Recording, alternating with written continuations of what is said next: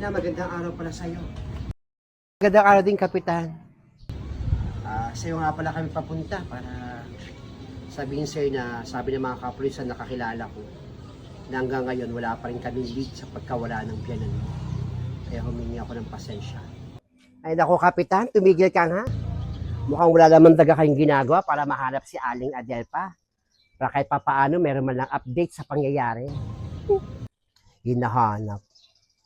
Pero maghapon mga nakaupo sa kanilang mga lungga. Kaya lalaki na ng mga bilbel.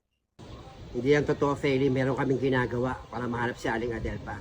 Ayoko na makipagtalo sa'yo. Ewan ko siyo, Kapitan. Hoy, Feli, pinsan!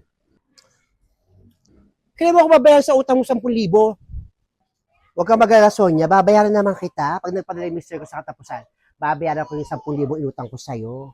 Ha? Baka mo yan, ha? Pag nagpadala asawa, bayaran mo ako, ha? Babaeng ko. Ikaw muna magiging mga halaman dito. Punta ako doon sa labas. Gusto kong makakita ng mga nangyayari dyan sa labas. Eh. Diligan mo to, Sonia, ha?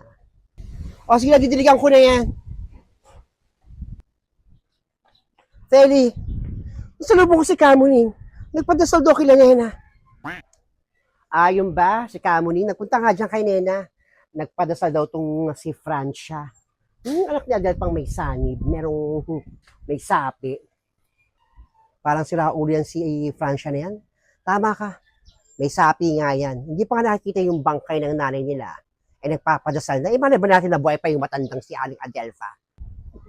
Yun ang sabi ko, wala pang ebidensya. Wala pa nga yung labi ng matanda. Nagpadasal na. Kung di ba namang geng-geng. Nako, parang piling ko yung babae may cognitive damage. What? Cognitive damage? Ano ibig sabihin niya, virgin, ito sasabi mo?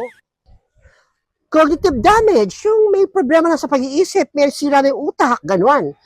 Narinig ko sa seminar ng anak kong kumukuha ng BS Psychology. Dami tong alam ni Virgil. Sige, dyan ka na, Peli. O, sige na. Baka magka-cognitive damage ako sa mga pagsasabi mo. Nang-high blood ako niya kay Francia. Meanwhile, Kapitan, magandang araw. Magandang araw din. Kamusta nga pala, Kapitan, yung kaso ni Aling Adelfa? Bakit ka mag-anak ka ba? Hindi po. Anak ka ba? Hindi rin. Hindi naman pala eh. Wala kang karapatang malaman.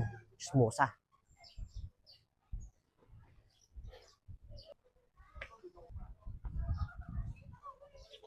Sungit naman ni Kapitan. Bek-bek naman.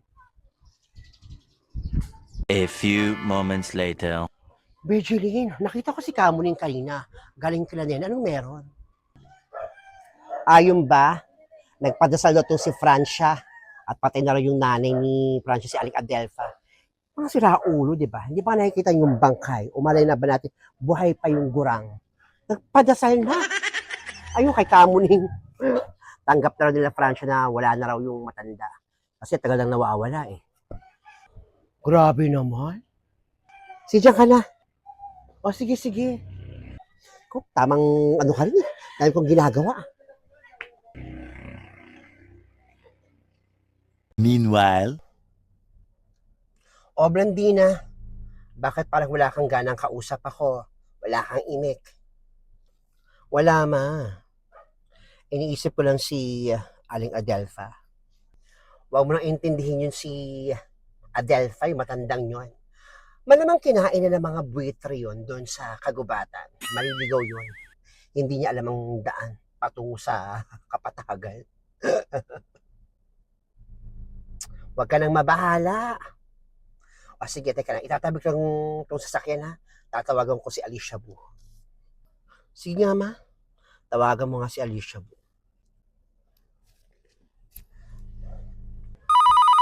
Natawag. Hello, Alicia Bu. Hello?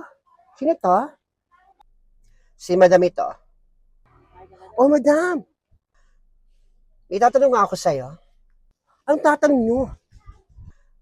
Kamusta nga pala si Aling Adelfa dyan? Nahanap na ba yung matandang yun? Naku, Madam. Wala pang balita hanggang ngayon kay Aling Adelfa. Malamang baka nga tegi na yun eh. Kasi nagpadasal si Francia. Ah, talaga? Sumuko na sa paghahanap ang mga angkan ni Adelfa.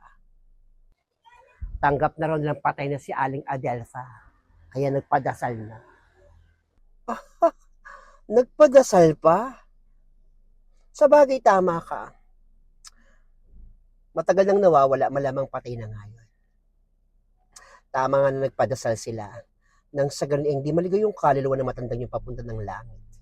Kung sa langit mapupunta. Sige, salamat Alicia Buha. Dahil sa magandang impormasyon na binigay mo sa akin, isend ko na lang sa'yo yung 20,000 sa Gcash mo. Ayun pa rin ba yung number mo? Talaga, madam? May 20,000 ako. Kailangan po naman ng pera, madam. Opo, madam. Yun pa rin yung number ko. Sige. See you. See you, madam. See you. Grabe. May 20,000 ako. Blandina, ha? Huwag ka nang mabahala. Natawagan ko rin isa sa mga chismosa dun sa lugar nila, Nena. At nagpadasal na sila Francia. Dahil tanggap na nilang patay na si Adelfa. Buti naman kung ganon. Don't be sad. Don't be upset. Hindi tayo mapapahamak. Nasa atin pa rin ang huling halakakatagumpay. Teka na. Punta tayo dun sa Kenny Rogers. Kain tayo doon. Ako bahala sa'yo. Sige, mago tayo sa Kenny Rogers. Gusto kong kumain ng muffins. Kawawang Adelfa. Kawawang matanda. Karma is a bitch.